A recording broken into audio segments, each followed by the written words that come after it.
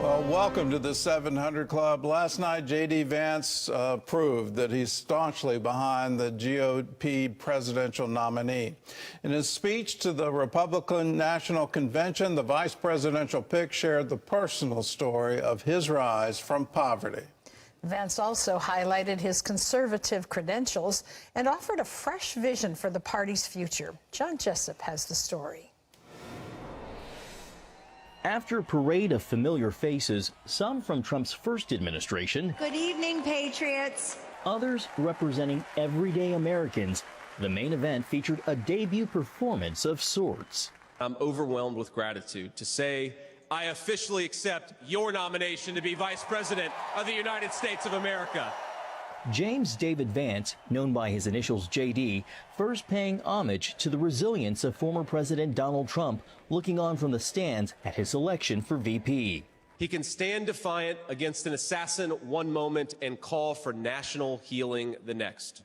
Playing up his Rust Belt roots, the Ohio native shined a light on the plight of his hometown and other cities he described as devastated by the effects of globalization.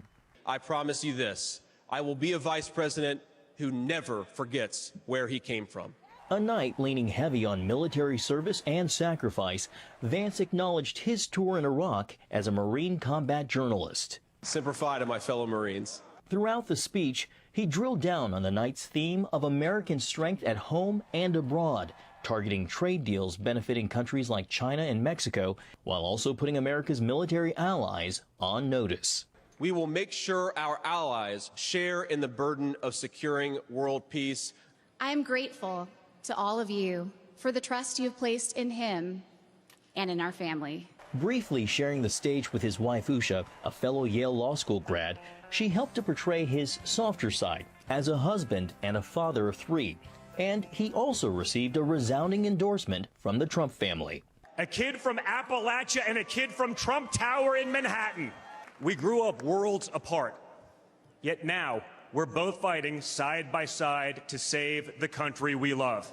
Trump's campaign sees Vance reaching a younger audience and potentially drawing support from Silicon Valley, along with money from big tech donors. Still, one political observer from Vance's home state telling me on CBN's Faith Nation the freshman senator will have to thread the needle on differences with his running mate on taxes, a harder line on abortion, and a seemingly more labor-friendly approach. His very strong populist streak over the last several years, where he says things like he has more in common economically with the Bernie Sanders kind of voters than other people, I think that's going to create some red flags out of parts of the Republican coalition. But Wednesday's crowd in Milwaukee clearly approving of Trump's election. Vance fulfilled his twofold role, introducing himself to a national audience and setting the stage for tonight when Donald Trump, less than a week after his assassination attempt, accepts the Republican nomination for president and makes the case for a possible return to the White House. John Jessup, CBN News, Washington. Well, for more on this story, we have CBN chief political analyst David Brody. David, you're being very busy this year, so give us your take on J.D. Vance's speech. What did he deliver?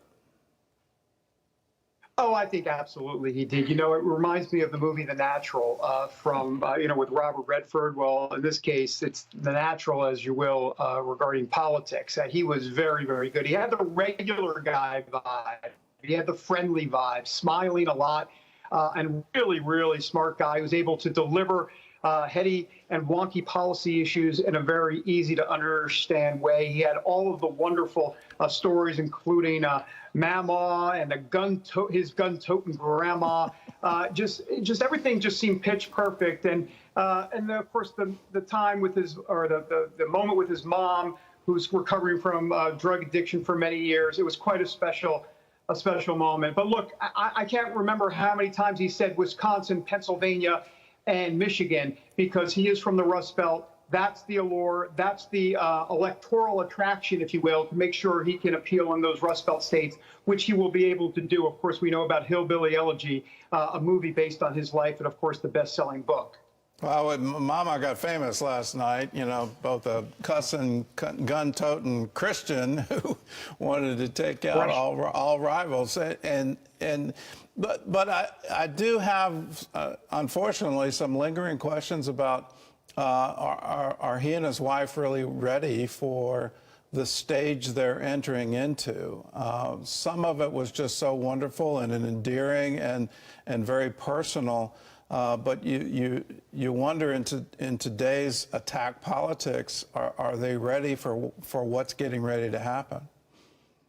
Well, that's a great point, Gordon. And the answer is we don't know. It is an unknown. I mean, look, he's only been a senator a year and a half. He wasn't even in politics a few years ago.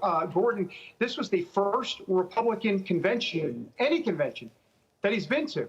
So, I mean, he's 39 years old. He'll be 40 in August. He'll be the youngest VP since Nixon.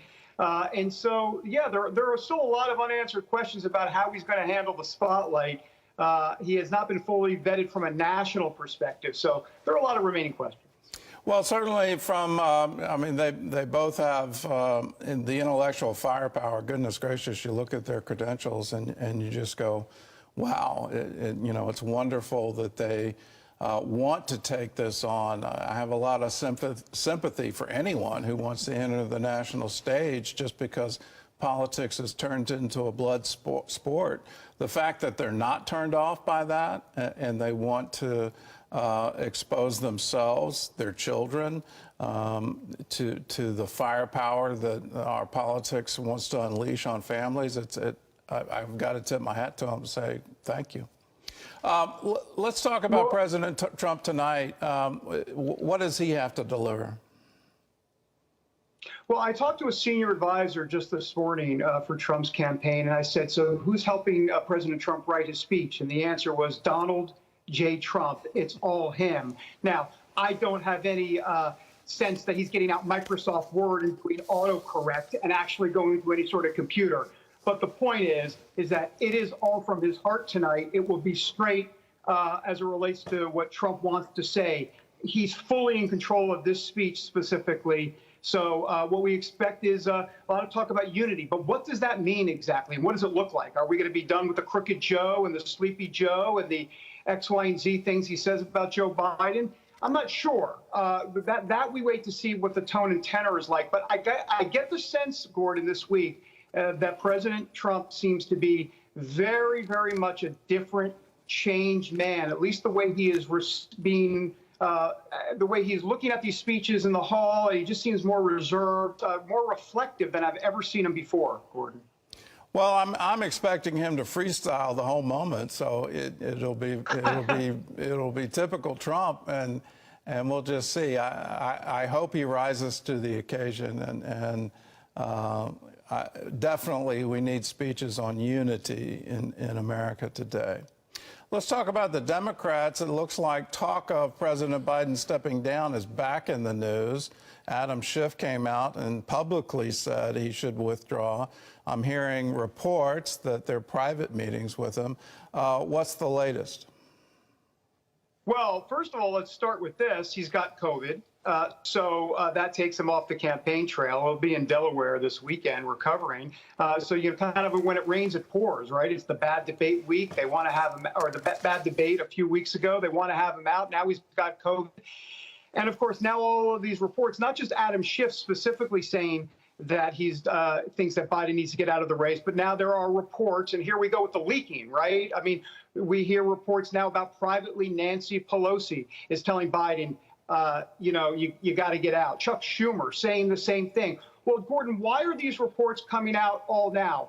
The way Washington works is you go to the principal at play, in this case, Biden, and you say, look, it's time to go.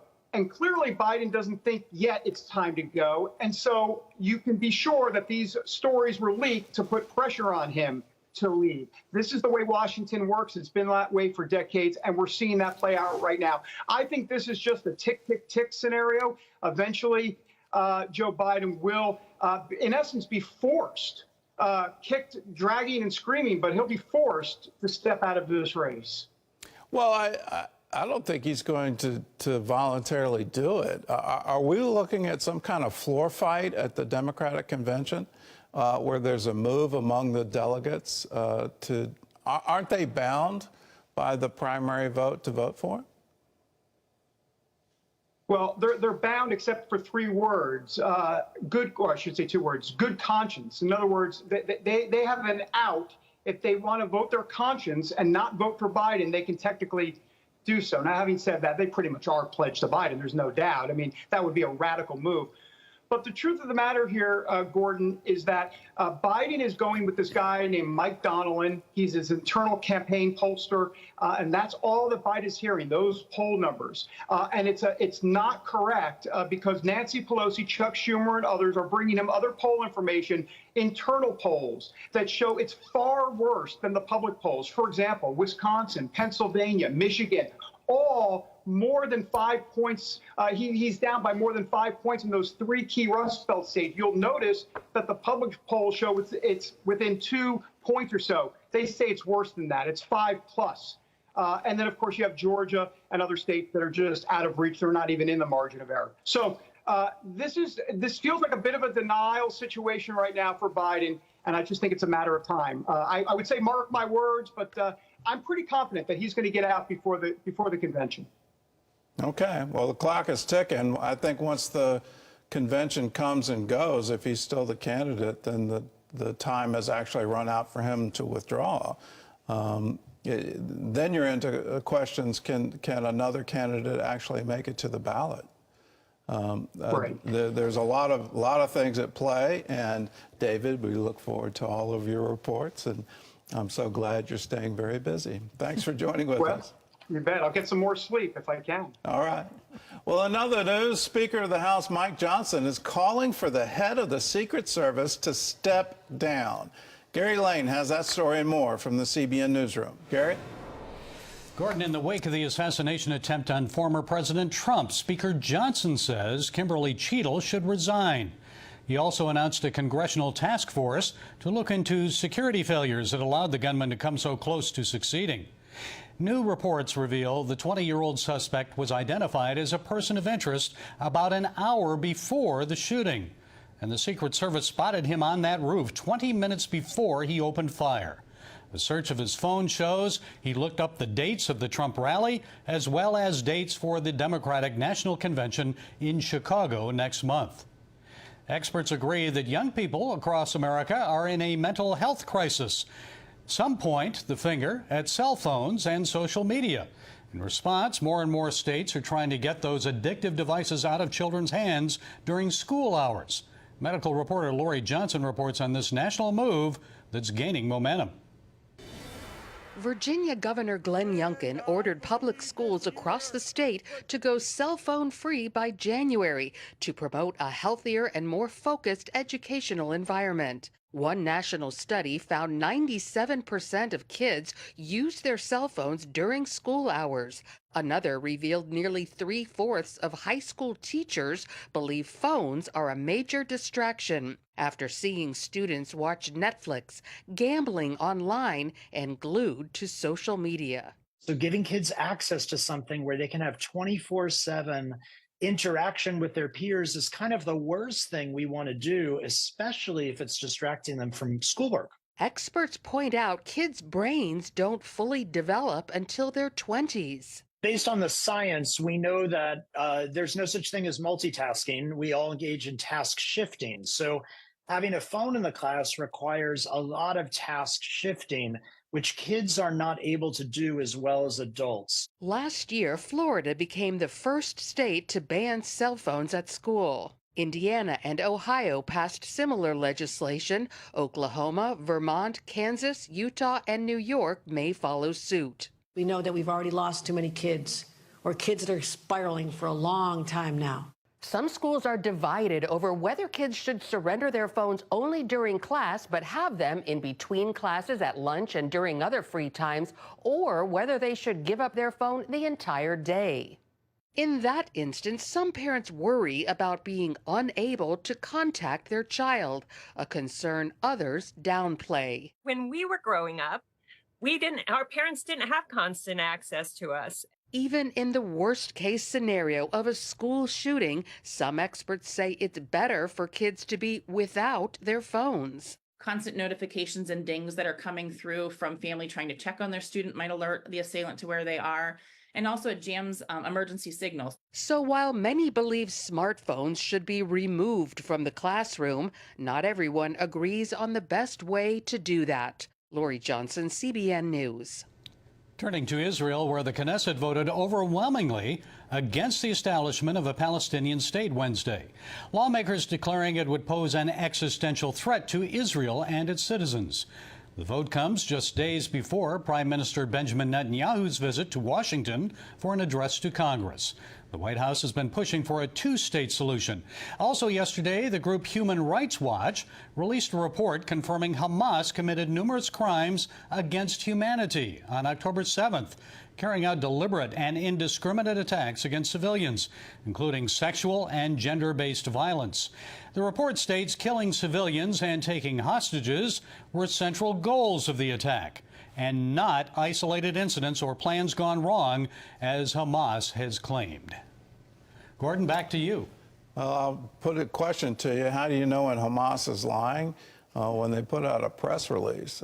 Anything that's coming out of those so-called Gaza Ministry of Health, anything that they're saying at the UN, all of these things have been proven false again and again and again.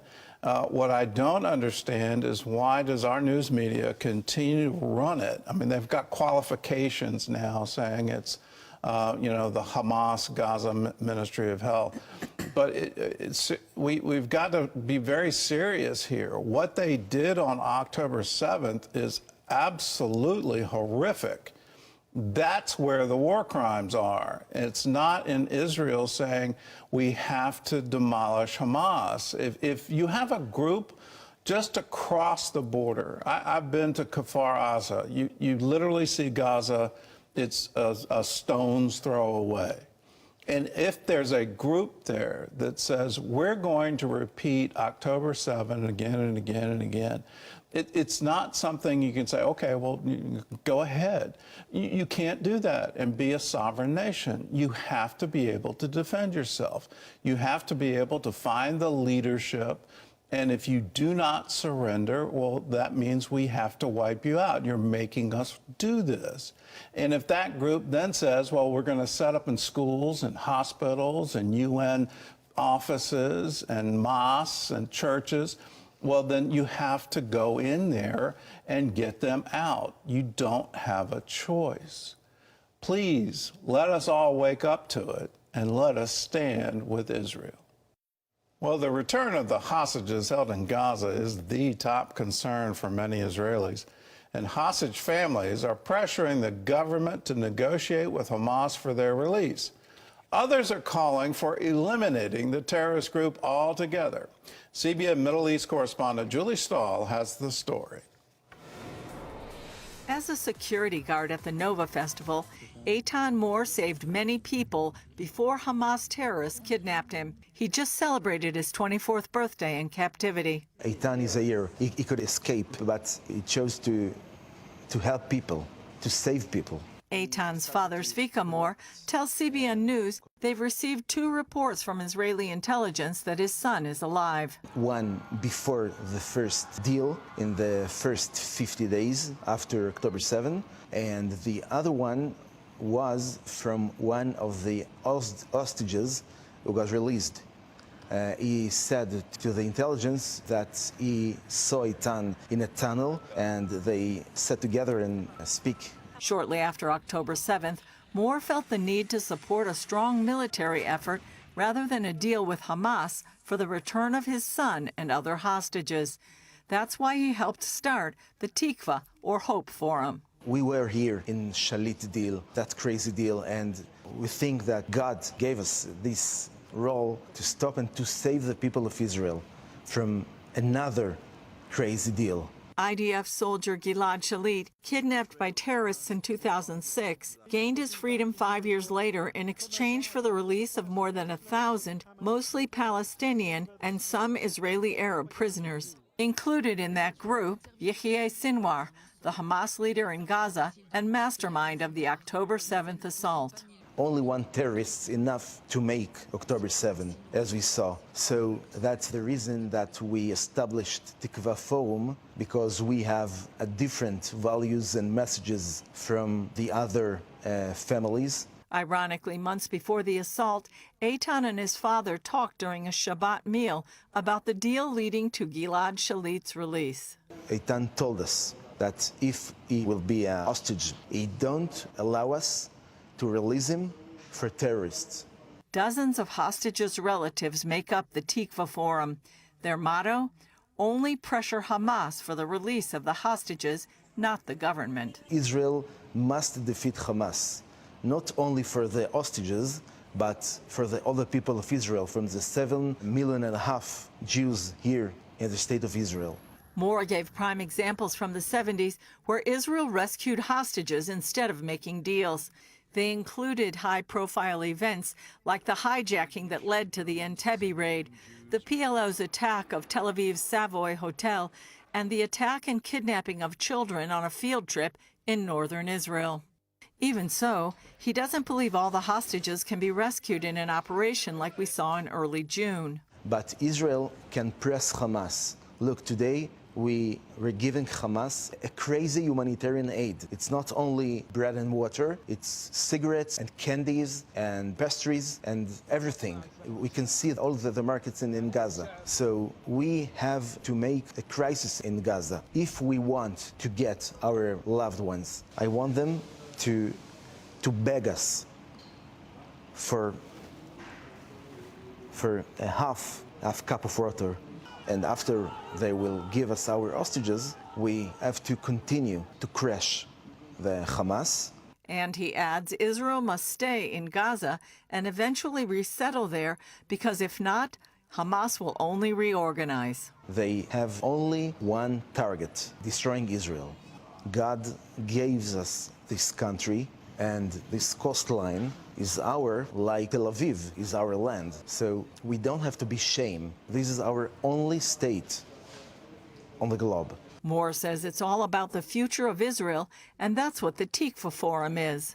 You must support the state of Israel, and especially Tikva Forum, because as hostages families, we are in the front of the war. I lost my job since October 7, and I'm a father of 8 kids. He says America must stand with Israel for America's own good. We are fighting your war. These barbarians are on the way to Europe and to America. If you want to live, you have to stand with us. You have to help us to crush them here before they're coming to America. Julie Stahl, CBN News, Kfar Etzion, Judea and Samaria. Well, that's a story you're not going to see anywhere else. When you look back at the history, that one Israeli soldier was kidnapped, held in Gaza, and in return for his life, Israel agreed to release 1,000 terrorists. These are people who had killed Israelis, who have been convicted in a court of law of these crimes. One of them was Sinwar, and what he had done is he had killed 4 fellow Arab Muslims, and the reason he killed them is they had done some kind of deal with Israelis, and he thought that that was cooperation with the enemy, and because of that, you had to be executed. So he murdered them. He spent 20 years in Israeli prison, and what did he do at that time? He learned Hebrew so that he could get better at killing Israelis, that he could understand their communications, their intelligence. That's what he did with his time. When you look at that and that kind of ideology of hatred, that I am going to spend all my energy in the destruction of Jews, I'm going to kill them, we have to recognize that for what it is. It is the face of evil. And it was shown clearly to the entire world on October 7th. Let us all stand together that that kind of ideology has no place in the world today. We vowed after the Holocaust, never again. The world came together and said, no, this should never, ever be allowed to happen again. We have a group of terrorists. They're fueled by horrible hatred and an ideology that rewards that hatred, and they pay people for killing Jews. We have to stand against it and say, not on our watch. We vowed never again. We mean it. If you're going to take on Israel, you're taking us on too. And let us recognize that that ideology says Israel is the little Satan, America is the great Satan. So yes, we'll be the next target, and they're gearing up for that as well. Now's the time to stand. Now's the time to say, no, you don't get to do this in our generation. You won't find their names on the Declaration of Independence, and yet they pledged their lives, their fortune, and their sacred honor to this nation. They are the Jewish heroes of the American Revolution, and here are their stories.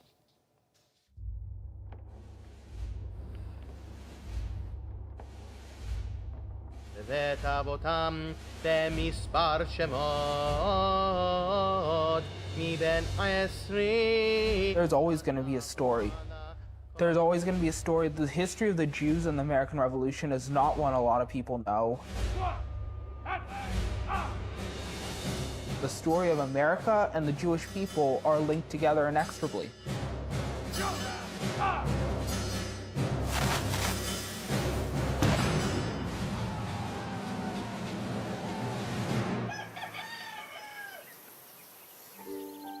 In September 1654, 6 families of Portuguese Jews from Recife, Brazil, arrived in New Amsterdam, modern-day New York City.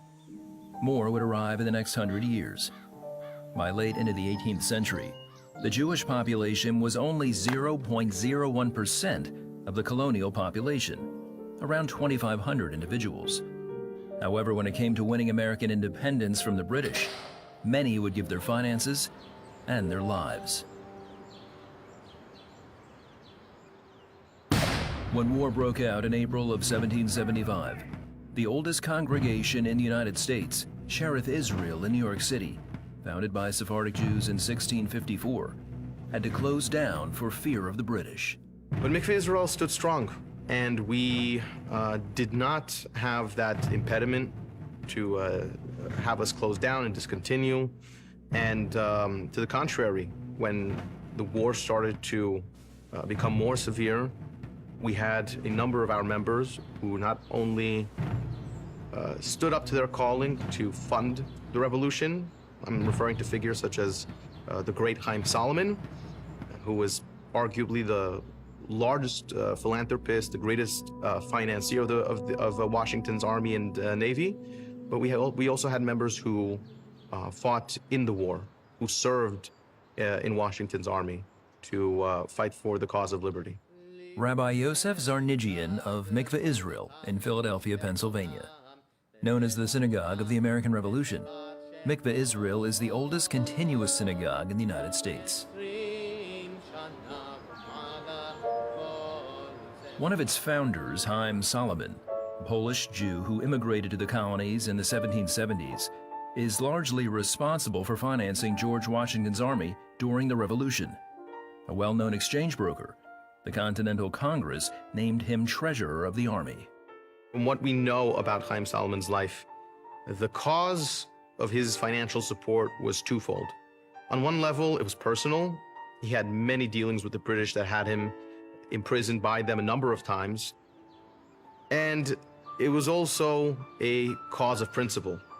In principle, he felt that the American cause not only aligned with his values as a Jew, but also aligned with what would be best for the future of this nation. The values that the United States would ultimately adopt and ratify into the Constitution, into the Bill of Rights. I believe Chaim Solomon saw those values to be the most firm, the most just, and the most prosperous values by which to found a nation. On October 19, 1781, British General Charles Cornwallis surrendered his army of some 8,000 men to General George Washington at Yorktown, Virginia. Chaim Solomon is credited to financing that final battle. He was never repaid by the American government and died penniless at 44 years old. He, along with many other congregants of Mikveh Israel who gave their lives and finances for the cause of freedom, are buried in the Spruce Street Cemetery in Philadelphia. The South had its patriots as well. One of the things that I thought was very interesting was in Charleston, which was one of the centers of Jewish life. You have so many Jewish men enlisting that they actually called it the Jewish Regiment, which I thought that was really interesting because you don't see that in other American conflicts. 23-year-old Zeev Carmi, working on his master's at the University of West Virginia, is published on the subject. To bigotry, no sanction. To persecution, no assistance. Jews in the American Revolutionary period. A lot of them are motivated by economic pragmatism rather than ideological, these high-minded equality, liberty, justice. These are really high-minded abstract ideals. A lot of them are much more concerned with your everyday things that you and I would be worried about. Can I grow my business? Will the high British taxation hurt my business? That's why a lot of these Jewish merchants support the patriots. And conversely, you've got a lot of the loyalists who say, I've been having it pretty good with these British. They're a lot better than most other European powers. Why rock the boat? And it's just like any other group that they're trying to just do what they think is right in a difficult time. However, the Jews who sided with the patriots are remembered in memorial. In downtown Charleston, South Carolina, a diorama honors a man called the Paul Revere of the South. His name, Francis Salvador. Salvador is an interesting figure because he's actually an open Jew elected to the Carolina legislature. He gives that up, he goes to serve, and he dies. Salvador was the first Jew elected to public office in the colonies and to die for American independence.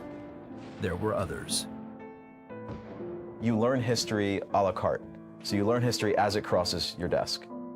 That's how Nathan Rabe, antiquities expert, author, and president of the Rabe Collection, learned of another Jewish patriot.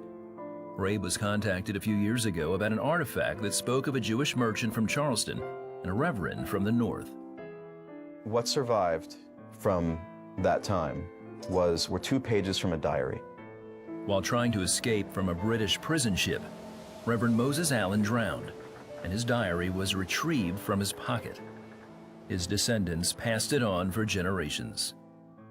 And they described a unique and powerful friendship. And that friendship was with a Jew who had also been active during the American Revolution, a man named Mordechai Sheftel, and described the shared experience they had on board this prison ship.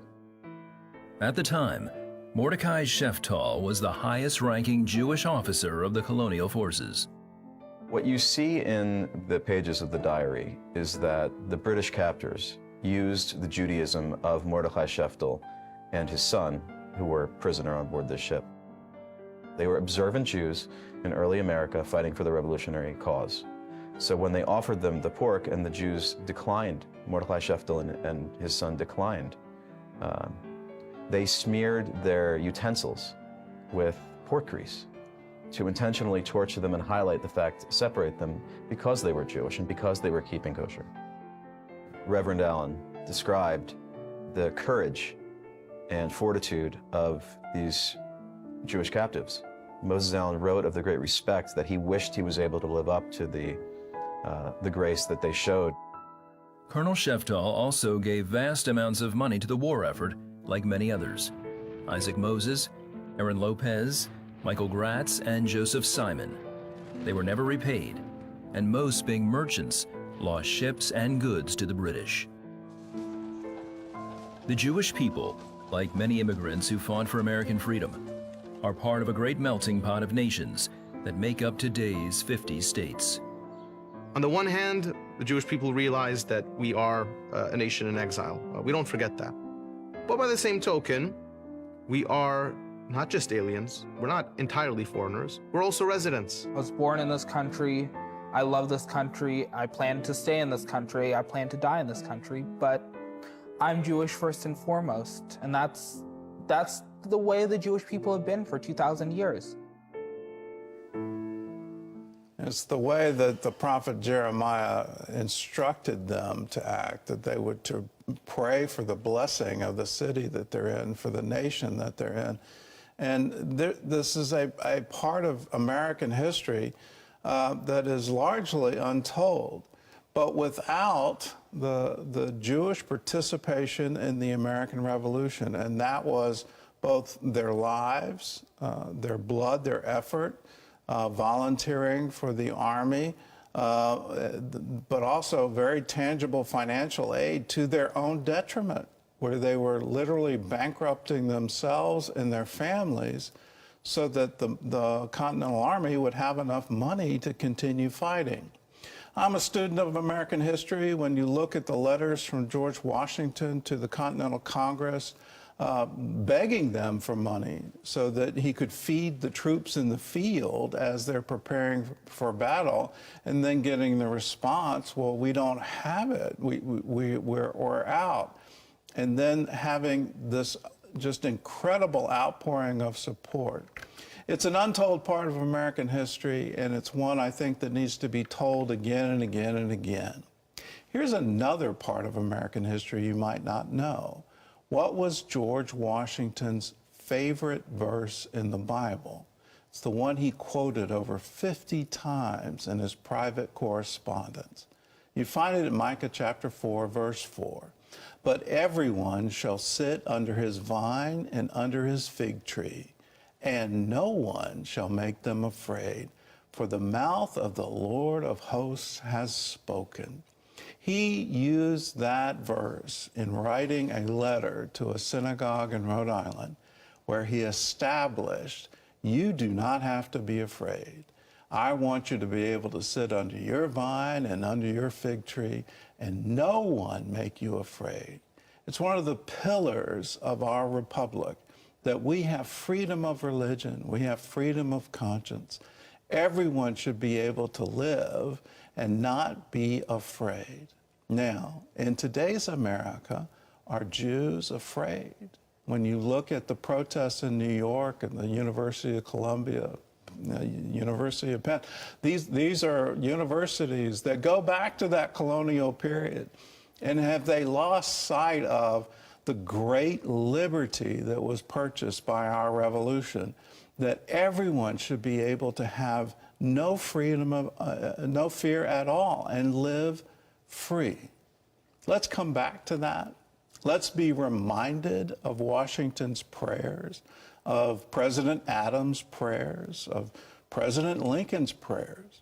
There's a revisionist history where somehow they were deists and they didn't really believe in Christianity. They talked about providence and fate and all those kinds of things. When you read their prayers, and these aren't private prayers, these are ones they put in public declarations. They end, we're praying to Jesus. Without him, we can't have anything. We're calling our nation to pray, and pray that we keep these liberties. And if you don't believe in Jesus, that's okay. It's part of our fabric. It's part of our republic. We have freedom of religion. We have freedom of conscience. But let us all be reminded, it was Christians that put that in place, and they did it based on the Bible. Micah chapter 4, verse 4 should once again become a very popular prayer in America today. If you want to join us, we're calling people to pray because I think our nation is divided. I think people are living in fear today, and we need to say, no one can make you afraid. You live in America. You should be free. You should be able to be under your own vine and fig tree, and no one can make you afraid. Welcome back to the 700 Club for this CBN News Break. Blowback from a California law forbidding school officials to notify parents when their children request to change their gender identity. Governor Gavin Newsom signed the bill into law a few days ago.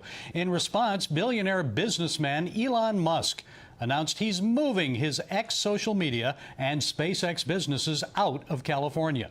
Musk said he'll take the companies to Texas because California laws are attacking both families and companies. Well, a decades-long commitment to driving school buses earned one Minnesota man an impressive new title. Jim Opegard now holds the Guinness World Record for oldest bus driver at 94 years old. After nearly 50 years of driving for children with special education needs, OpaGuard's boss says he's never missed a day of work and still passes his physical and driving tests with flying colors. The record holder says the secret to long life is God's blessings. Well, you can always get the latest from CBN News by going to our website at cbnnews.com.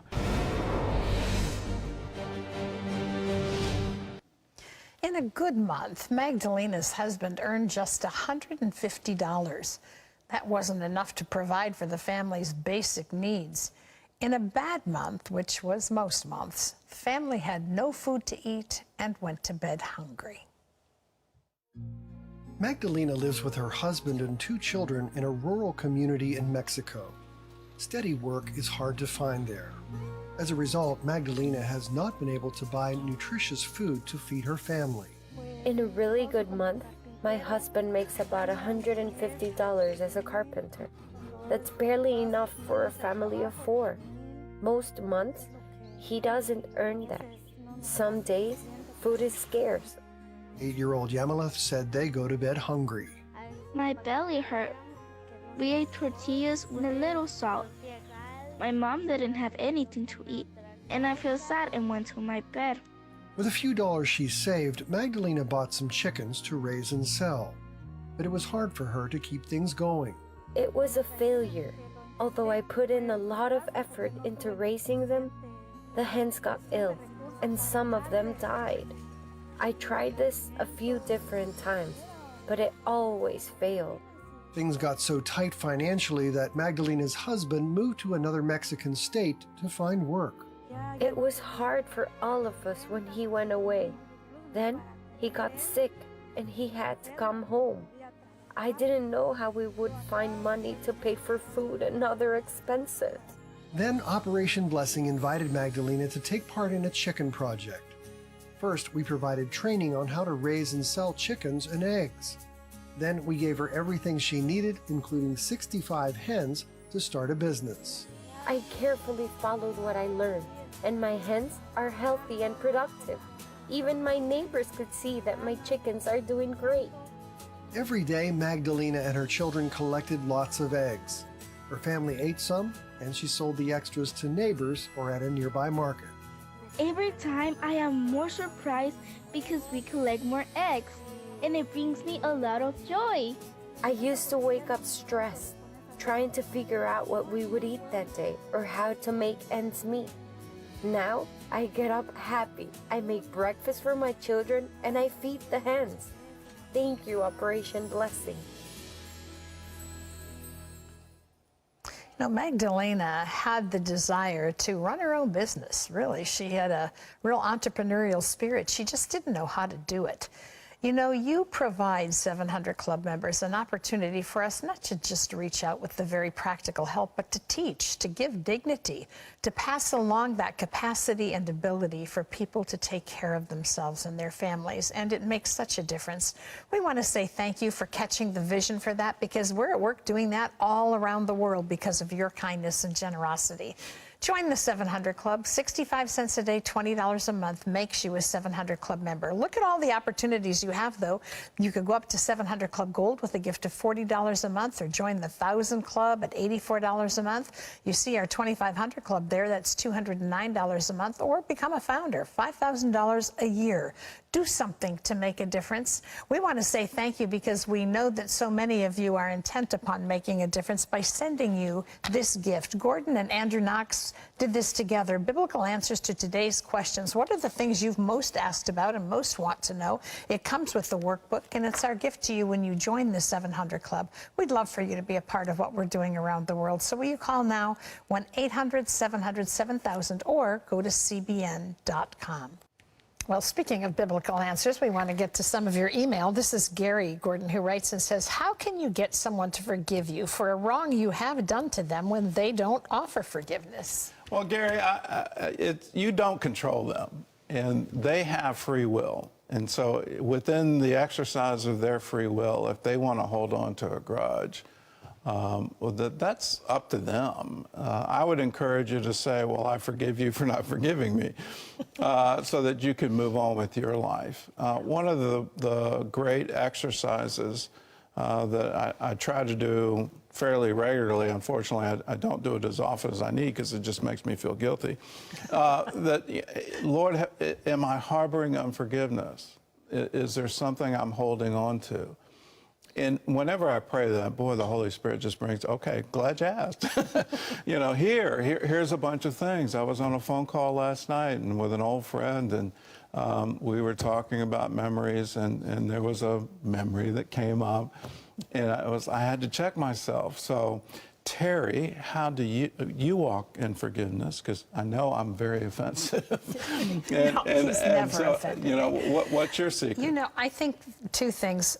Number one, forgiveness sets us free, and that's one of the reasons God calls us to do it. And number two, you know, I think forgiving and forgetting are two different things. Like, I can choose to forgive out of obedience. Sometimes forgetting is a process, you know, where you have to go to the Lord and say, help me to forgive this offense, to look beyond it. And lots of times I think it's looking at how we've offended other people and having grace for those who've offended us. Yeah, if I want forgiveness, I have to forgive. Amen. And I can't hold these things in my heart. There's a fair number of memories I wish I could get rid of. God, for whatever reason, wants to keep them there. But it's wonderful because it humbles you. And you say, Lord, how did you do that? They were beating you. They put a crown of thorns. They mocked you. They deserted you. And you still said, Father, forgive them, for they know not what they do. Let us have that same mind. Here's a word from Matthew. Seek the kingdom of God above all else. God bless. We'll see you tomorrow.